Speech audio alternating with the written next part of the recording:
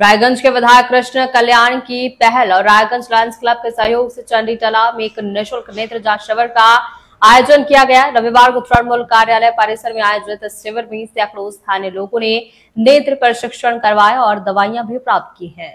रविवार को तृणमूल कार्यालय परिसर में आयोजित शिविर में सैकड़ों स्थानीय लोगों ने नेत्र प्रशिक्षण करवाया और दवाइयां भी प्राप्त की हैं।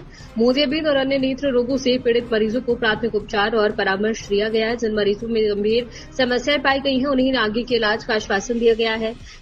कामलाबाड़ी अंचल के तृणमूल अध्यक्ष बाबाई नंदी ने कहा कि विधायक के नेतृत्व में भविष्य में भी ऐसे जनहितकारी शिविर का आयोजन किया जाता रहेगा। स्थानीय निवासियों ने सेवा मूलक पहल की सराहना की है। शिविर में लायंस क्लब के प्रतिनिधि, तृणमूल कार्यकर्ता और पंचायत सदस्य भी उपस्थित रहे। আমার নাম বাবাই নন্দী, আমি কমলাবাড়ি অঞ্চলের সভাপতি। আজকে আমাদের রায়গঞ্জ বিধায়ক কৃষ্ণ কল্যাণীর উদ্যোগে এবং লাইন্স ক্লাবের পরিচালনায় সহযোগিতায় আজকে আমাদের একটা পরীক্ষা শিবির ক্যাম্প চলছে। এখনো পর্যন্ত 70 জন এখানটায় নাম দেখিয়েছে। আমাদের টাইম ছিল সকাল 10টার থেকে। ধীরে ধীরে সব আসছে লোকজন গোটা অঞ্চল থেকে।